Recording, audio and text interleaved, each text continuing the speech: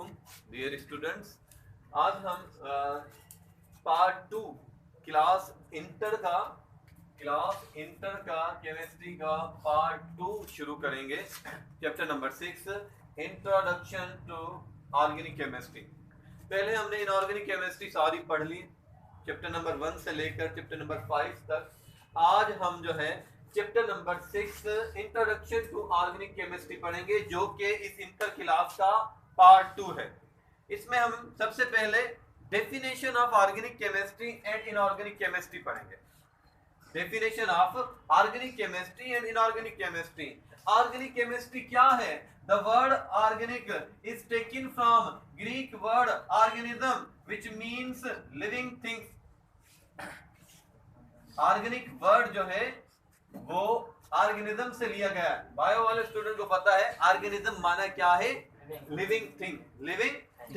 तो old concept के मुताबिक there are different concept of organic chemistry. Organic chemistry के मुख्तलिफ कॉन्सेप्ट हैं ओल्ड कॉन्सेप्ट के मुताबिक। ओल्ड कॉन्सेप्ट कौन सा कॉन्सेप्ट है? The vital force theory. Organic chemistry का ओल्ड कॉन्सेप्ट है vital force theory. Vital force theory के मुताबिक ऑर्गेनिक केमिस्ट्री की डेफिनेशन है, ऑर्गेनिक केमिस्ट्री की डेफिनेशन है the study of compounds of living origin.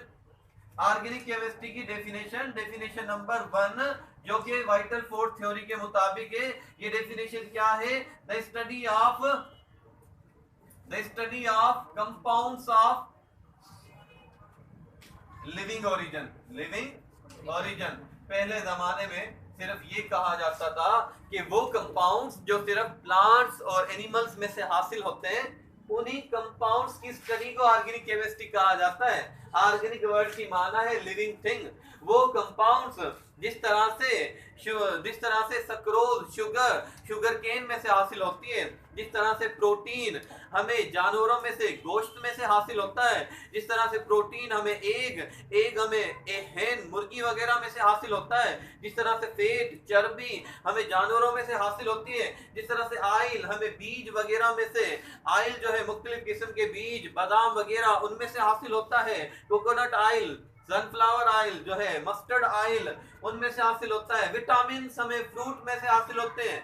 Vitamin जो है वो ऑर्गेनिक कंपाउंड्स हैं, वो हमें फ्रूट में से हासिल होते हैं। फ्रूट प्लांट में से हासिल होते हैं। प्लांट क्या है? लिविंग थिंग्स है। तो वाइटल लफ्ज की माना ही है लाइफ। वाइटल लफ्ज माना है लाइफ, तो इसमें लाइफ होना जरूरी है। तो पहले कॉन्सेप्ट ये था कि ऑर्गेनिक केमिस्ट्री सिर्फ ऑर्गेनिक केमिस्ट्री उन कंपाउंड्स की स्टडी है जो लिविंग ओरिजिन से हासिल हो, जो जानदारों में से हासिल हो, जो प्लांट्स और एनिमल्स में से हासिल हो। लेकिन फिर 19th सेंचुरी में ये कॉन्सेप्ट रिजेक्ट हो गया। एक young German chemist volar scientist आया जिसने साइंस में टेल्का इंगेज जो है एक डिस्कवरी की। उसने अमोनियम साइनेट एक इनऑर्गेनिक बेजान चीज में से ऐसा कंपाउंड बनाया जो पहले जो है वो सिर्फ इनऑर्गेनिक कंपाउंड्स में से बनता था। 1828 में मतलब 19th सेंचुरी में एक जर्मनी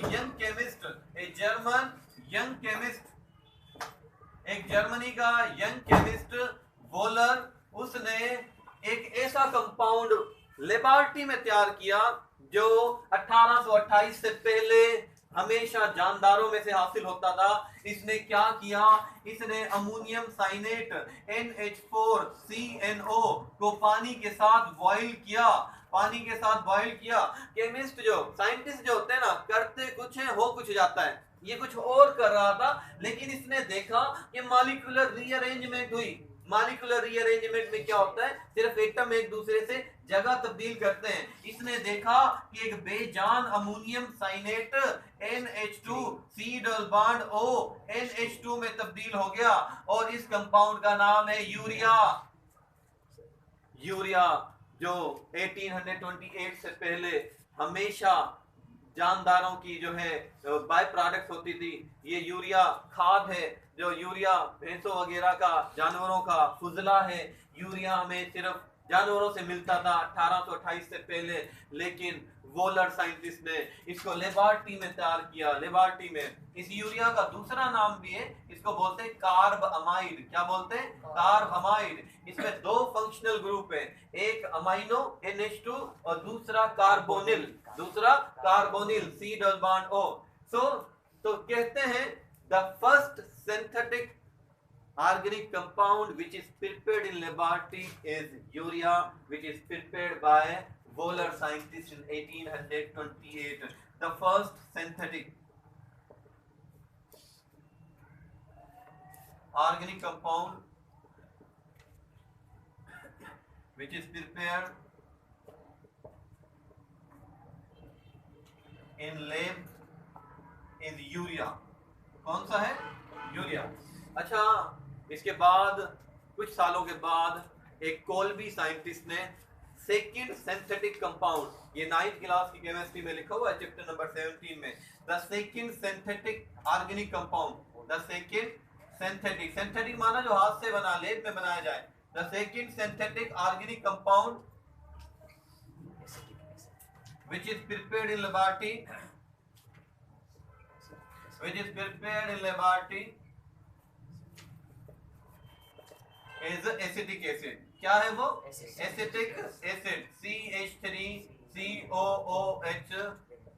इनऑर्गेनिक कार्बन, हाइड्रोजन और ऑक्सीजन के साथ मिलाकर प्रिपेयर्ड बाय कोल्बी साइंटिस्ट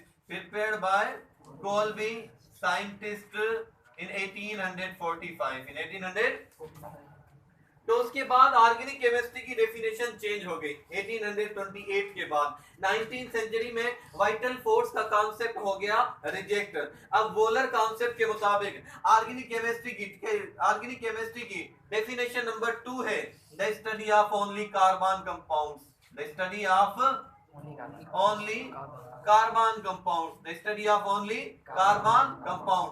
सिर्फ कार्बन के कंपाउंड्स की स्टडी को ऑर्गेनिक केमिस्ट्री कहा जाता है। ये डेफिनेशन काफी यूज होती है, लेकिन इस डेफिनेशन में भी थोड़ा सा इधर है, क्योंकि कार्बन के जो कंपाउंड्स हैं उनमें सिर्फ जो ऑर्गेनिक कंपाउंड्स हैं उनमें सिर्फ कार्बन नहीं होता, उनमें हाइड्रोजन भी होता है। इसलिए इसके अलावा एक और मॉडर्न जो डेफिनेशन है, अब मॉडर्न जो कॉन्सेप्ट है, मॉडर्न कॉन्सेप्ट ऑर्गेनिक केमिस्ट्री के बारे में, ऑर्गेनिक केमिस्ट्री की डेफिनेशन मॉडर्न कॉन्सेप्ट के मुताबिक क्या है? Organic chemistry the study of hydrocarbons and their derivatives.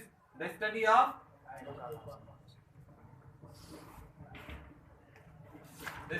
Hydrocarbon and their derivatives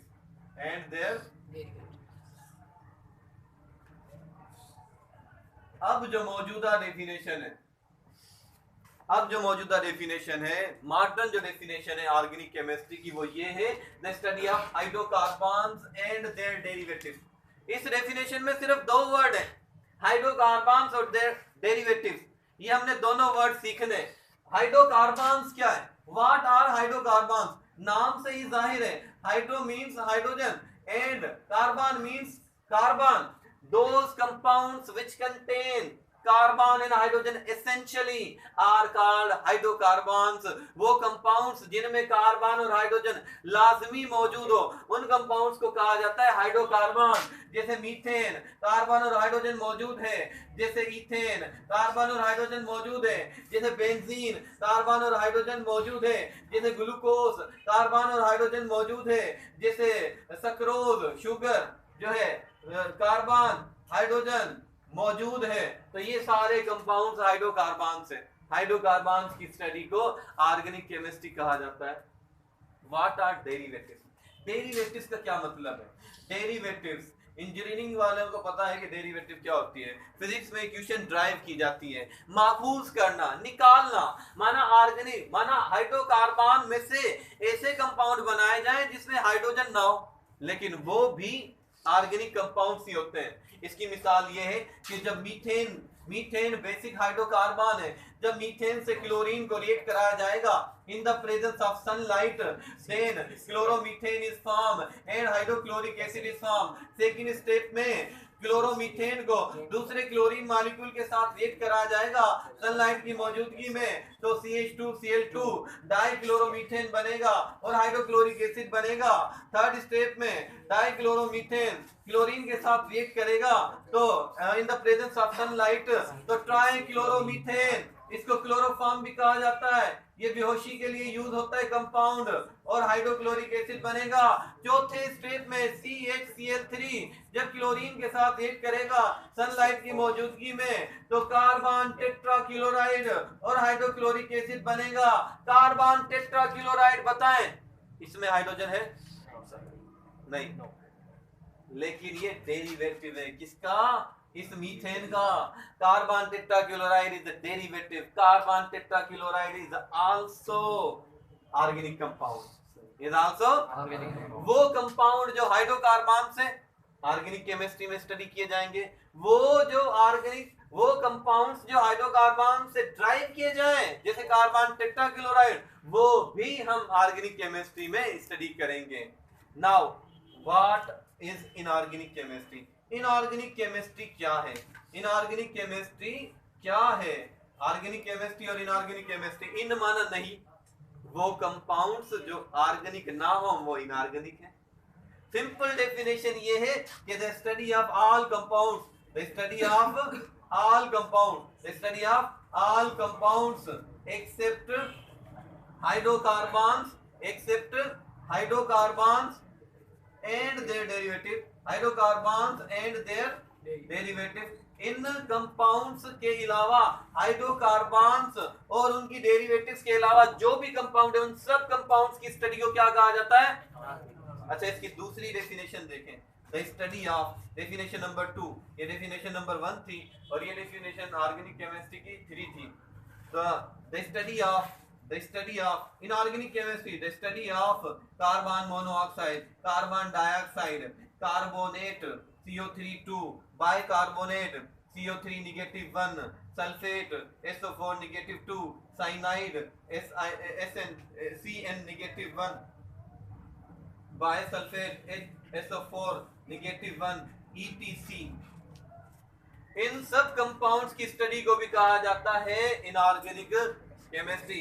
carbonate कोई एक कार्बोनेट नहीं, sodium carbonate, lithium carbonate, calcium carbonate, magnesium carbonate, nickel carbonate, iron carbonate, calcium carbonate, potassium carbonate, माना ये पूरे group का नाम है।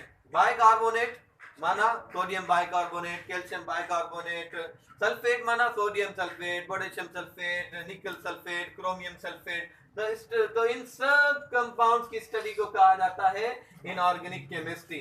अच्छा, HCO3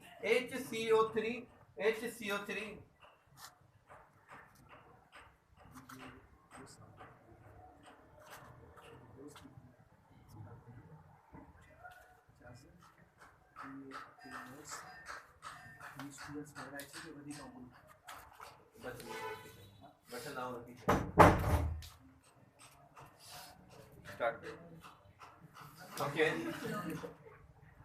HCO3 हाइड्रोजन भी है इसमें, कार्बन भी है। इनऑर्गेनिक है या ऑर्गेनिक है? ये इनऑर्गेनिक है। इनऑर्गेनिक की डेफिनेशन में लिखा है HCO3, इसमें हाइड्रोजन भी है, कार्बन भी है। हाइड्रोकार्बन्स वो हैं जिनमें डायरेक्ट कार्बन और हाइड्रोजन का बॉन्ड हो। बाइकार्बोनेट में जो हाइड्रोजन है इसका बॉन्ड ऑक्सीजन के साथ है, ये हाइड्रोकार्बन नहीं है, इसलिए इसको हम sodium bicarbonate, potassium bicarbonate, lithium bicarbonate, इन सब को हम इनऑर्गेनिक केमिस्ट्री में स्टडी करते हैं।